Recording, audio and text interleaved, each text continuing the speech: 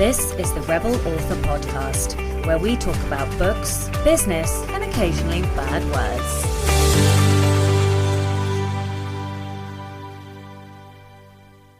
Hello, Rebels, and welcome to episode 65 of the Rebel Author Podcast.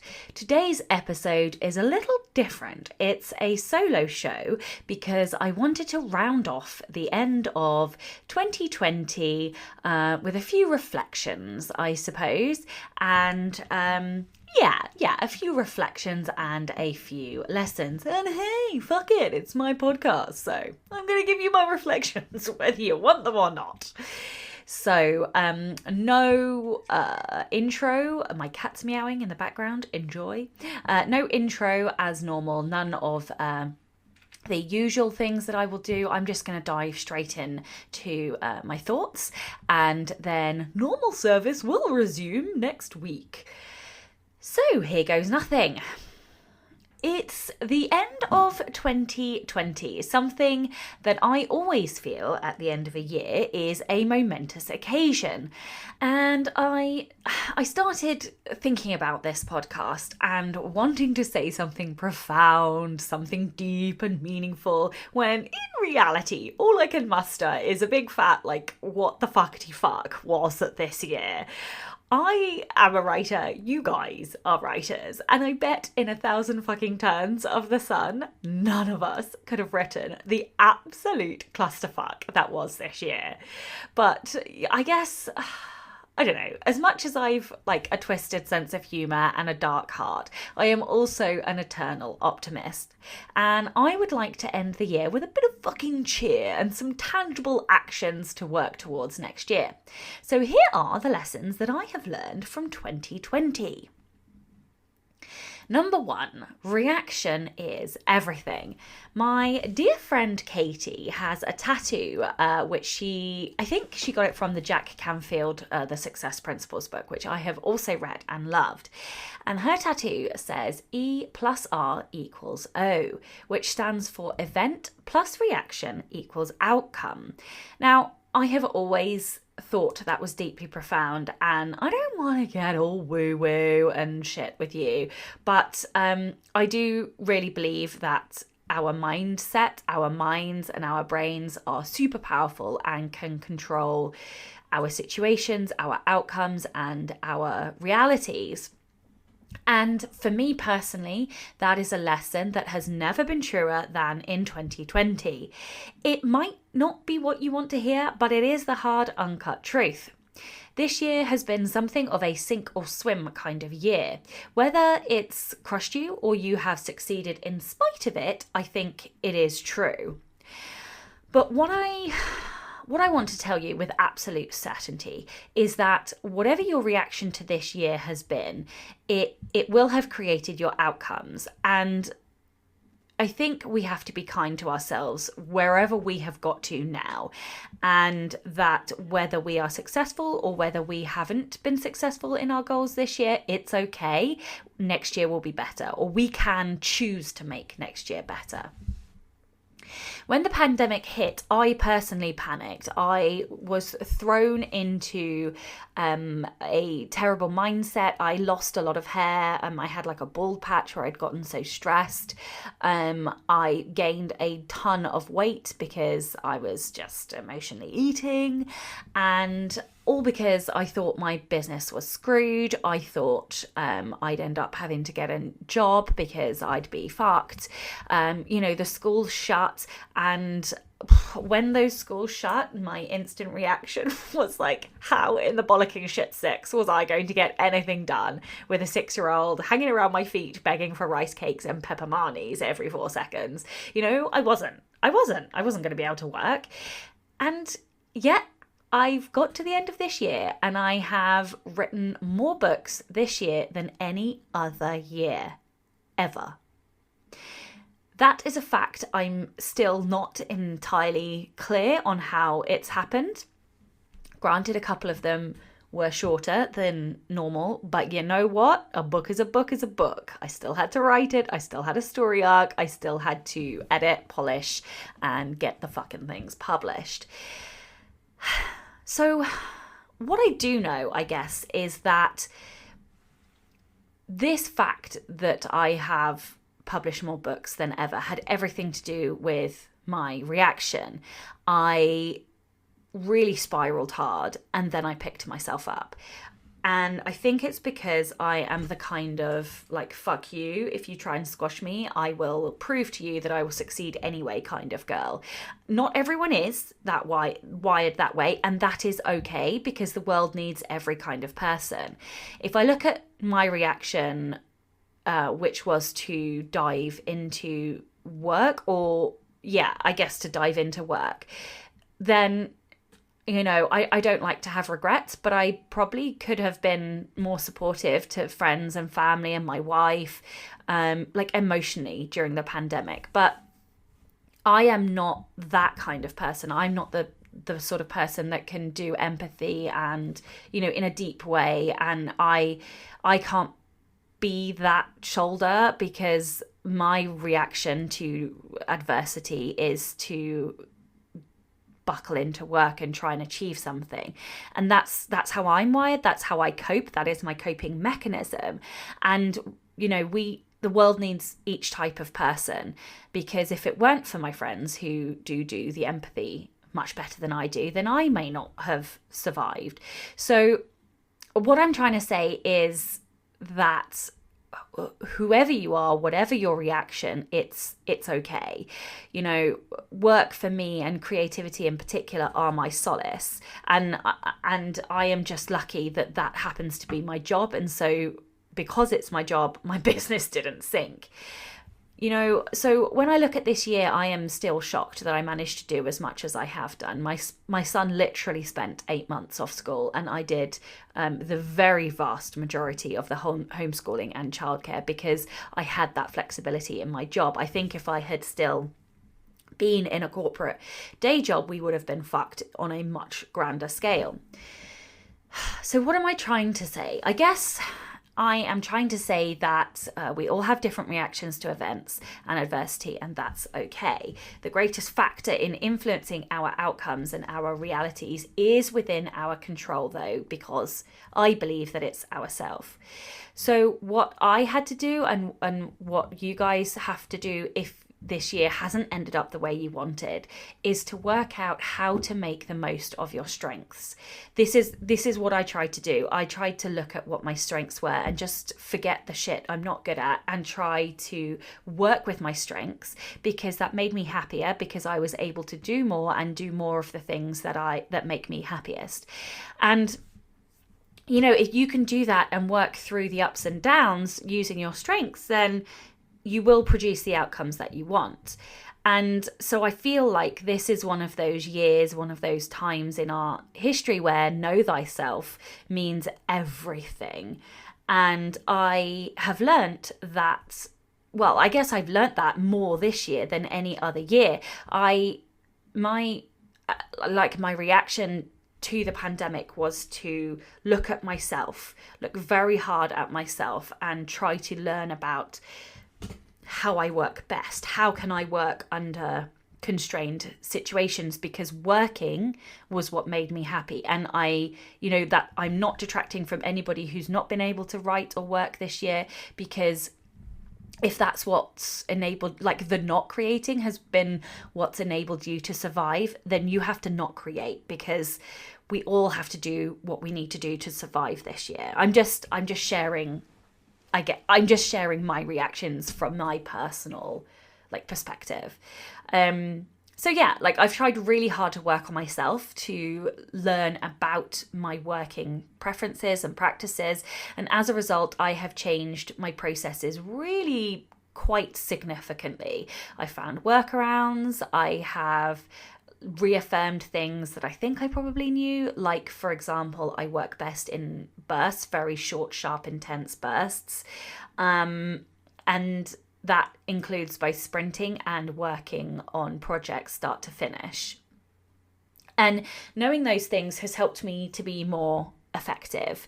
But none of it would have come to fruition if it weren't for the situations and the climates, which is such a weird thing. But I do want to be grateful for everything that I have despite the clusterfuck of this year.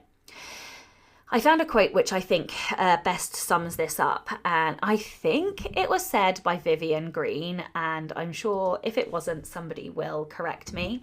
But it goes, life isn't about waiting for the storm to pass. It's about learning to dance in the rain. And that just feels so meaningful to me. I feel like that encapsulates this year.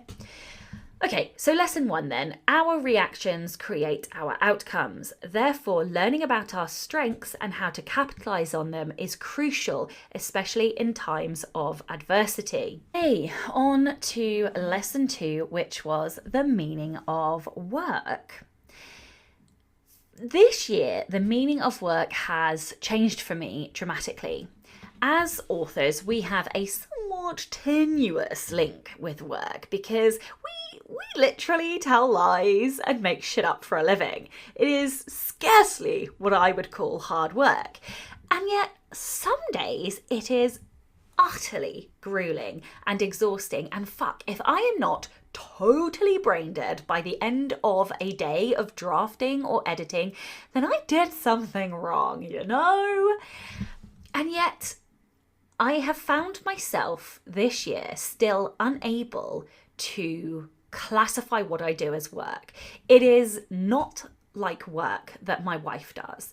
And for anybody who does this full time and used to work in, my favourite phrase, something of a corporate hellmare, you'll understand how dramatically different,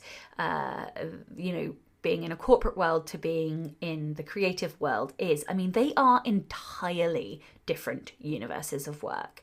I look at what my wife does, I thank the fucking universe, karma, whatever is out there on a daily basis that I don't have to go into a corporate job.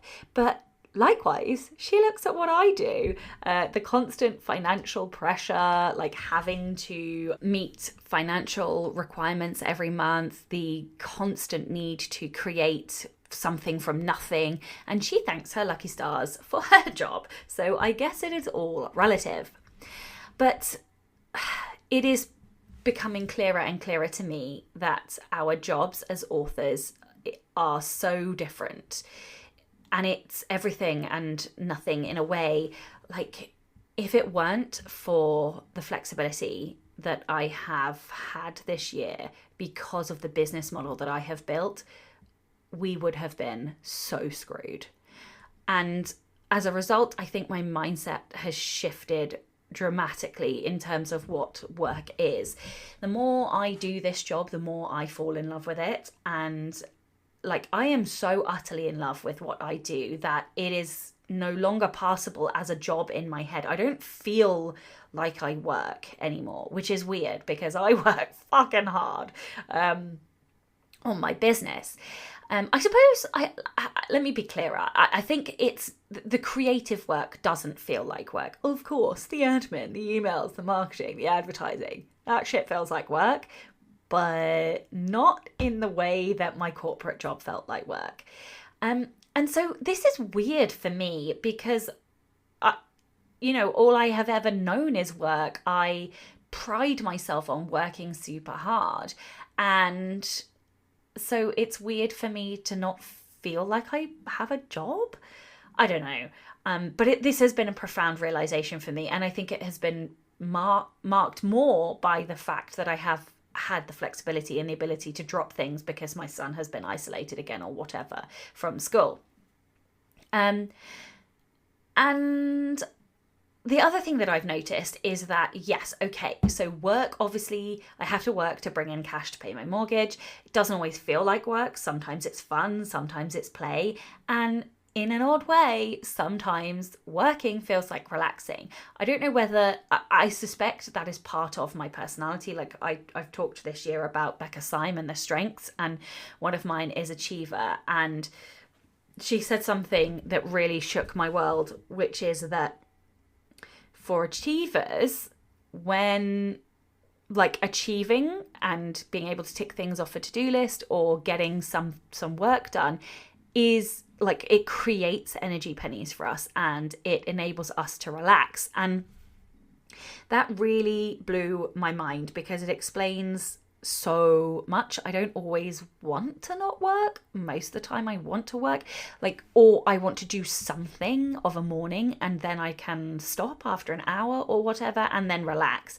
And I think it's because it's wired into my brain. It is part of me. And so when I'm meant to be off and resting, there are times when all I want to do is pick up the proverbial pen and play. And yes, it's my job, but it's also my favourite game. And I happen to like playtime, guys. But that said, that mindset and that way of being is very tricky to explain to loved ones who are desperate for vacation time. And then when they get vacation time, they can't think of anything worse than working. And I am the polar opposite of that. So what does it mean going forward? It means that I realize that sometimes when I am meant to have a vacation, I still have to do something. I still have to achieve something, or I end up feeling worse and more stressed. So my lesson here is that sometimes my work is my play, and while rest is essential, so is play. And so going into 2021, I give myself permission to play when I'm on a break. And if you guys need permission for that as well, then you have it. And I hope that my waffle may give you a method of explaining this madness to your loved ones too. Alrighty, next lesson then. Creativity is a dish best served in silence. There is one thing that no matter how hard I try, I am yet to find a solution to. For me personally, I work best in silence, sans interruptions. When I was in the day job, I would spend most of my time with headphones in my earlugs, ignoring other people, because otherwise I couldn't get anything done. The first year of full-time authoring was spent in silence. I didn't use Zoom for sprints. I didn't have people in the house. My wife worked under a presenteeism culture, and so my world was quiet. Very, very fucking quiet indeed. And I did not realise how much a year of quiet changed me. I need silence. My creativity, it needs silence. I need oxygen. Worse than that, it also needs uninterrupted silence. So not just 10 minutes of silence, it needs a whole fucking day of it. And this year I have had neither silence nor uninterrupted time. And I am yet to find a solution for that, because shutting my door doesn't work. My 6 or now 7-year-old doesn't give a tiny fucking violin-sized shit about closed doors. The world is his dominion, and doors are mere wooden enemies to be slain in a fit of handle-abusing, banging door-opening shenanigans. And I am sure that everybody can sympathise with me when I say that if you have kids. My wife also procured my noise cancelling headphones from me, and I got it. It was absolutely fine. She had the man to work for, and equally she couldn't concentrate under the conditions, so I just donated my headphones to her. I have managed to procure them back, I would like to say, but for a good while she had them there, and so I dealt with the kid-like interruptions and the lack of silence. There were days when I had to go and sit in my car for 30 minutes just to breathe and breathe in the quiet, because I was so rattled. I felt like my body was vibrating with noise. And this has been a shocking realization for me, because I have spent much of my life being told I was extroverted, that, I was loud or whatever. And I think either I have changed or they were woefully mistaken, because I really can't work in those conditions. Well, that's not true. What this year has showed me is that while I can work under interrupted and noisy conditions, I am far from productive in them. In fact, like on the occasions my wife took our son so that I could work, or on the days that he actually went to school this year, I would produce, and I am not kidding you, I shit you not, like 10 times the amount that I would do on any other day when he was at home, when she was at home. And more to the point, I would I would produce more on those fleeting occasions than I ever could on a normal day. And so, like, Parkinson's law has never been more acute to me. I edited an entire book in 4 days, something that would usually take me like 2 to 3 months. So if that isn't a wake-up call, then I don't know what is. So my lesson 3 is that while I can work under intense and noisy conditions, I know I work more effectively. Oh, the irony. My son is trying to open the door. I've now dealt with that, but I don't think that interruption could have been better timed. Like, the absolute perfect timing. I swear to God, I did not plan that. But it just goes to show that I can't even record a fucking podcast without an interruption. Oh, this year, it's so much fun. I just love 2020. I don't even know where I was. I'm going to start again. Right, lesson 3 then is that while I can work under intense and noisy conditions, I know I work more effectively and efficiently under a certain set of conditions, which means 2 things for me and for next year. I will try even harder to create those conditions, and when I don't have them, I'm going to recognise and acknowledge that it is okay if I either don't work or don't get as much done, because better days are coming. Now, I want to be absolutely crystal clear that I am not saying I'm going to use that as an excuse to wait for the perfect conditions, because that's also a load of bollocks, and I don't really believe the perfect conditions exist. But equally, there's been some real crisis-like situations and conditions this year, and it is okay not to work when, you know, you have to look after everybody else.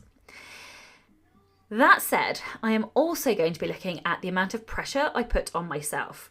Now, some of you are going to be like gasping when I say this, but I actually think I've gone too light on myself this year.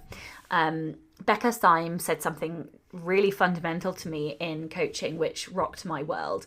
And that is that people with number 1 competition, or people with competition in their top strengths, like to and thrive best under conditions where everything is hard. And she blew my tiny fucking brain into pieces when she said that, because it was such an eye-bugging, widening realization. I love it when everything is hard. I know that sounds mental, but like, I don't like living in my comfort zone, and I have definitely spent some of this year living in my comfort zone, and I expect more of myself. And I think, you know, this past week has shown that, like, if I can edit a book in a week, how much more can I get done? And there's other things like allowing myself to procrastinate over recording audiobooks. Like, what are you doing, Sasha? No more next year. No more putting things off. No more sitting in my comfort zone. No more taking anything easy, because that is not how I work most effectively. I work most effectively in hard conditions, and so that's what I'm gonna do.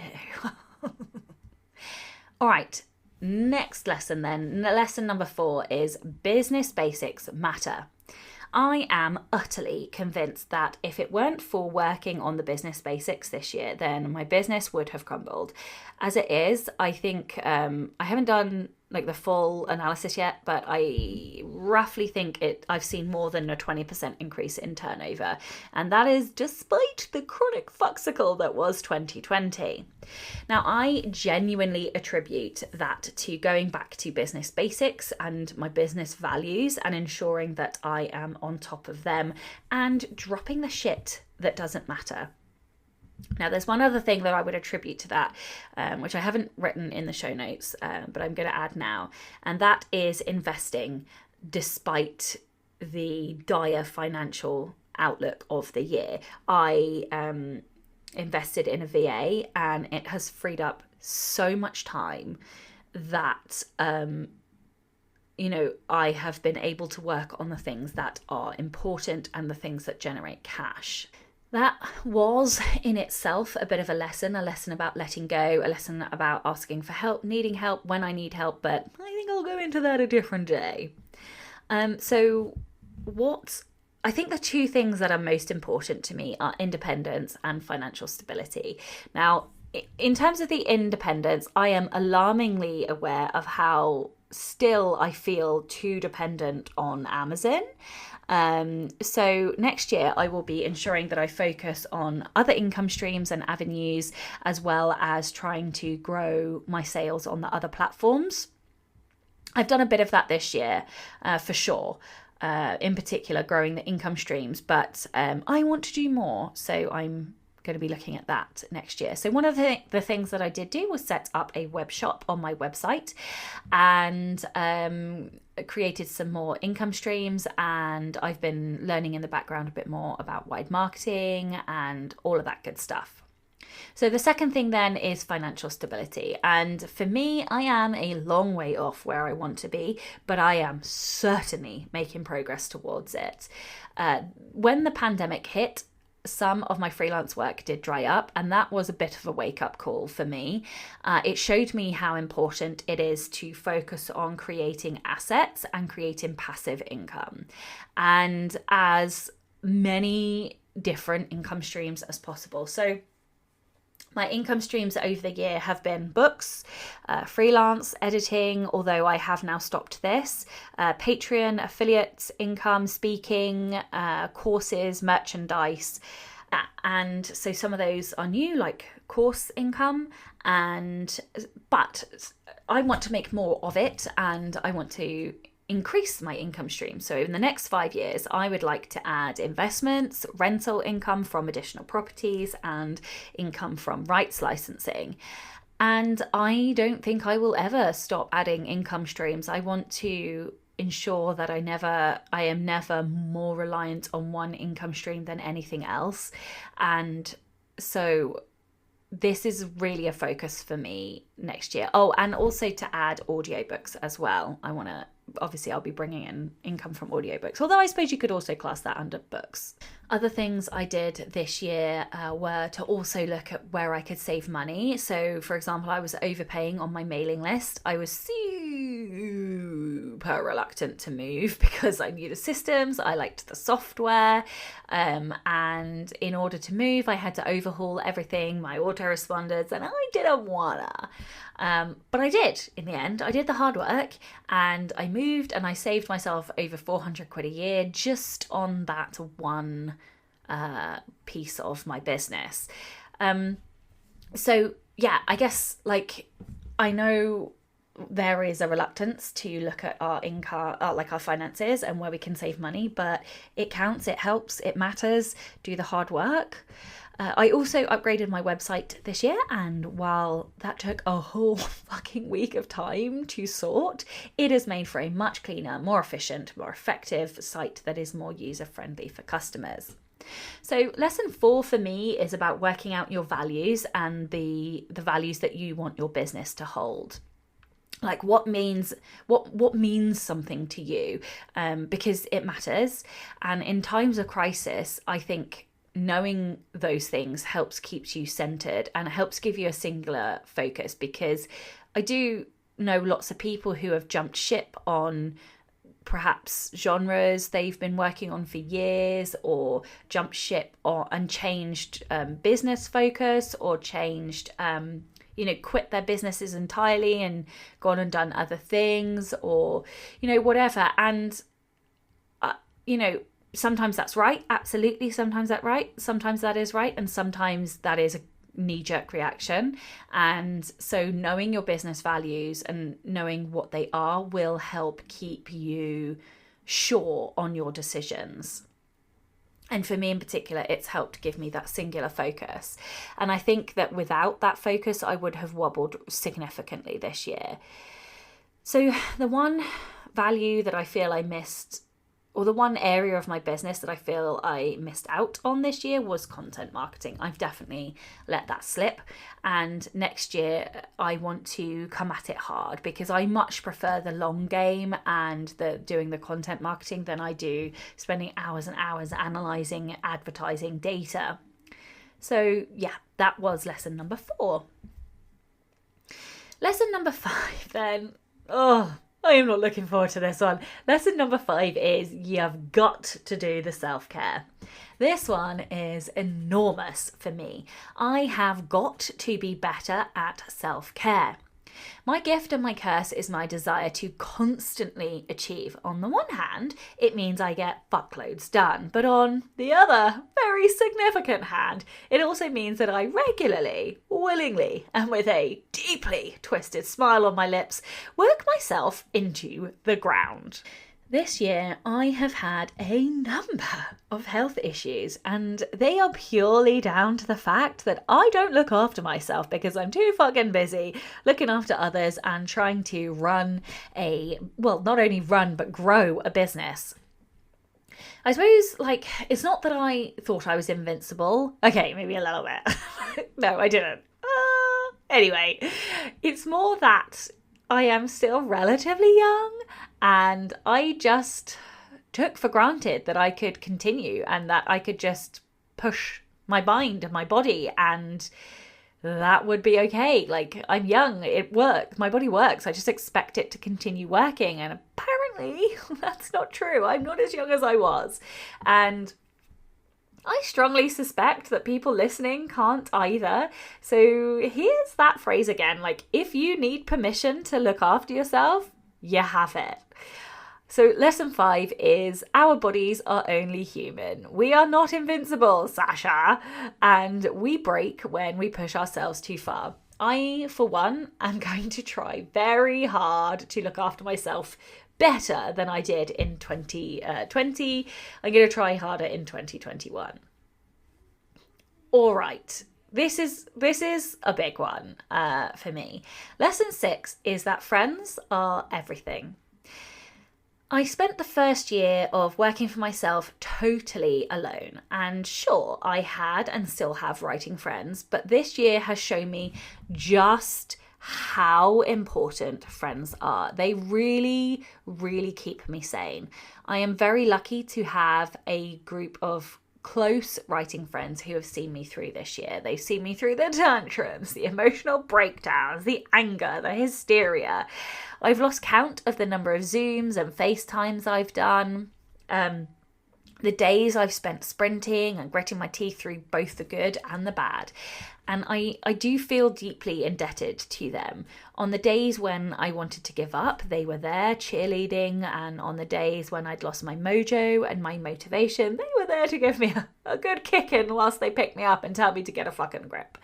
I don't want to mention anybody's names in fear of forgetting someone, but if you are one of the people that I speak to regularly, then thank you. While this year has shown me how important technology is in keeping those connections alive, it has also shown me that I don't want to be a recluse either. Much as I do love typing away in my quiet corner of the UK, I need people. I crave human contact, I crave inspiration and input, I crave travel, I crave being in the world, not just in my house. I crave visiting museums, I crave adventures and experiences. I love friends and making memories, and I miss people. I miss hugging, and I don't hug, okay? I am not what you would class as a hugger. I want to hug some people. I miss seeing things and just breathing in the air in somewhere that is not your 4x4 house, you know? I miss culture, breathing in culture, and just being in the world in places that aren't your 4-wall cabin fever location. And no matter what happens next year, I have to find a way to get that in my life again. So I'm going to just take a quick second to thank my patrons. I adore you all. I love the chats that we have in Slack. And for those that aren't in Slack, I really appreciate all the comments on the posts and your support. I am so, so grateful that you have either joined me or continued to support me through this year, despite I know how difficult this year has been for so many. And so I wanted to take a minute to say thank you for sticking with me. And I'm also going to say thank you to my Facebook group. You guys make my job so much fun. I adore the fact that you're all so engaged and it's such a supportive community. And with that, I want to say a huge thank you to the group's admins who are whip cracking group sorting machines. I am deeply grateful to you both. Now, one person in particular has become a huge part of my life over the past year. We joke that we have no idea how it happened, and for real, I do not know how it happened, but I am so glad it has. Writers need other writers. We need people who understand the odd ways our brains are wired and the situations that we are in. And this person is at a very similar point in their career to me, and I think that has meant everything. It has helped everything so much. We need friends that live and breathe creation in the same way that we do, because this job, this life, it is so indescribable and unintelligible to people who don't live it. We might convince ourselves that we are happy introverts, that we don't need anyone, we don't need anything but our keyboards, and we might convince ourselves that we can soldier on alone, the lone wolves that we are. But life is so, so much better, easier and happier when you let people into your life. So thank you for becoming something of a mascot, a comfort blanket, a sounding board, cheerleader, confidant, mentor, business partner, and best friend for life. Thank you for coming into my life at the exact moment when, this year could have been shitty and you've given me a few more laughs. So thanks, buddy. So this lesson, is that friends, and writing friends in particular, are everything. If you don't have them, go intentionally find some. And then when you do find them, grip onto them like your life depends on it, because trust me, it really, really does. The final lesson then is that this too shall pass. And this is where I want to leave you, in the knowledge that yes, this year has been a clusterfuckery of bullshit and nonsense, but when I say this, I mean this from the bottom of my heart. I believe it with every single cell in my body. This too shall pass. I want to leave you with that, and what I hope is a message of empowerment. If this year hasn't turned out the way you wanted, then I encourage you to look at you. And I mean that in the best possible way, not as, an accusation or anything. I spent a long time this year trying to figure out what works for me. And I've disregarded stacks of advice and best practice and shit that people tell you is right. And instead of listening to that, I have played to my personal strengths and worked out what habits, environments, and processes work for me to help me cultivate the best working outcomes. So if you do one thing next year, let it be that. Stop listening to what you're meant to do and the must do's and the should do's and all of that crap, and just call bullshit on it. Look at what has produced results for you in the past and then rinse and repeat. I am going to just give you that quote from Vivian Green one more time. Life isn't about waiting for the storm to pass. It's about learning to dance in the rain. So find your dance, figure out whether you prefer salsa or street dance or ballroom or something else, and then just fucking run with it. Here is to the end of 2020, and may 2021 be a fuckload better for you. Don't forget to tune in and subscribe on your podcatcher. And when you have a moment, please leave a review.